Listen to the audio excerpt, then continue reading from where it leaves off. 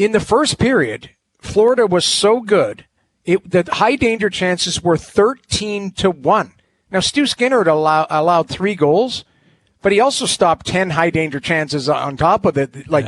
I felt bad for him because, Pickard comes in and Pickard did exactly what he needed to do, slam the door shut and give them an opportunity.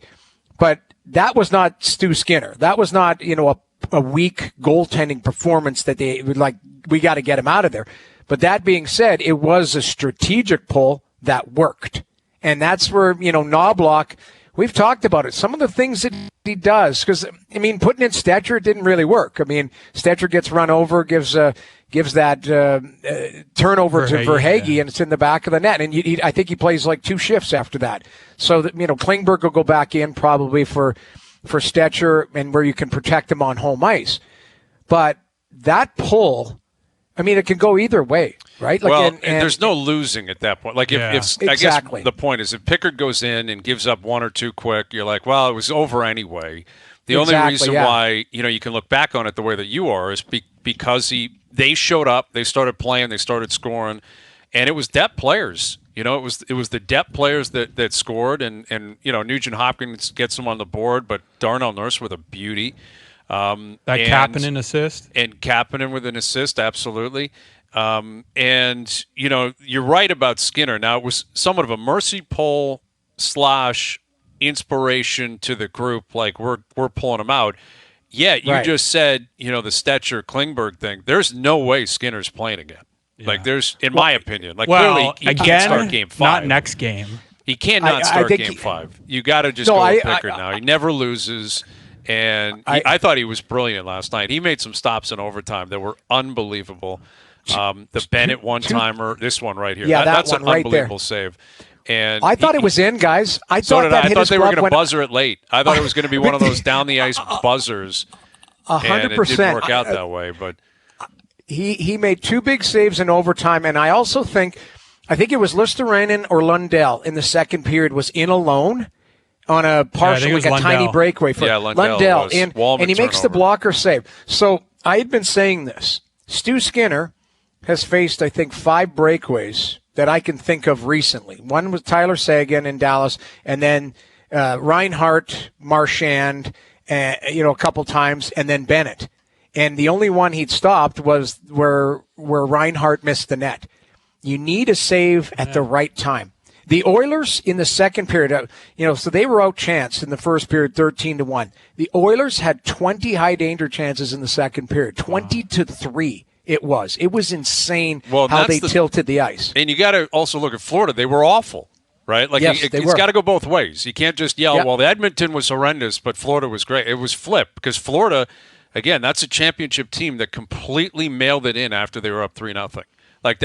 I've noticed people in Florida, harping on them, and I think it's deserved. You're up 3-0 on home ice after what? You got to win that game. You should be up 3-1 in the Cup final, and they threw that away. Now, credit to Edmonton for coming back and taking it. But if I'm in Florida right now, I'm looking at this saying we may have just thrown away our opportunity.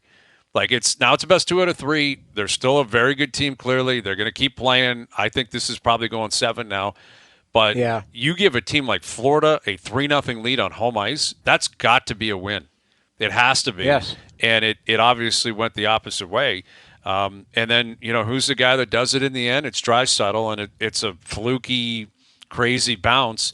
But that's 4 overtime winners this season. 4 overtime winners in one playoff run.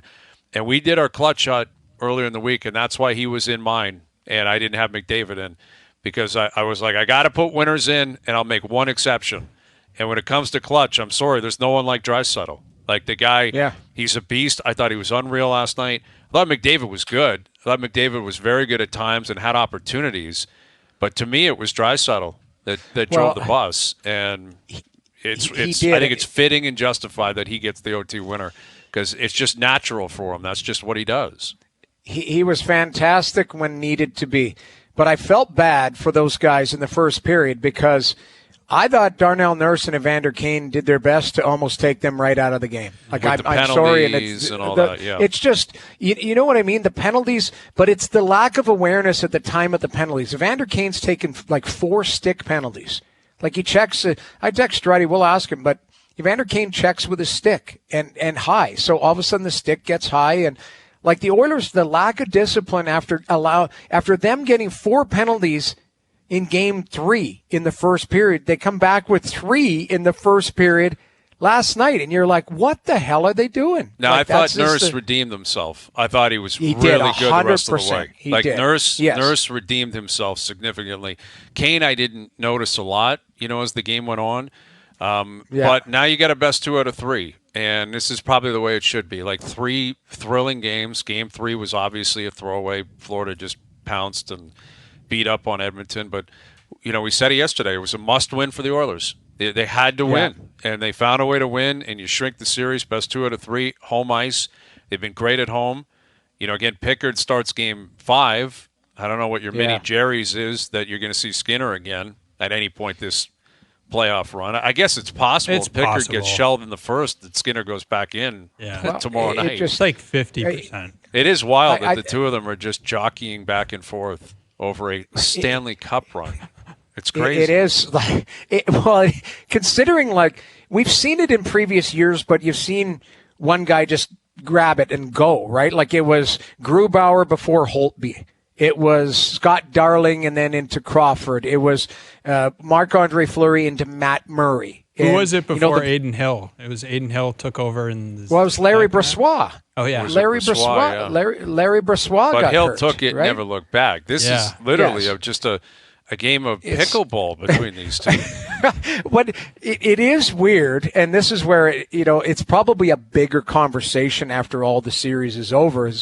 Because I said to somebody this morning, actually, I said to my mom, we were talking, my mom's like, I feel so bad for that Stuart Skinner. And I was like, Mom, it happens. And we were talking about it. But I said, you only talk about goaltending when you don't have it, like when there's uncertainty.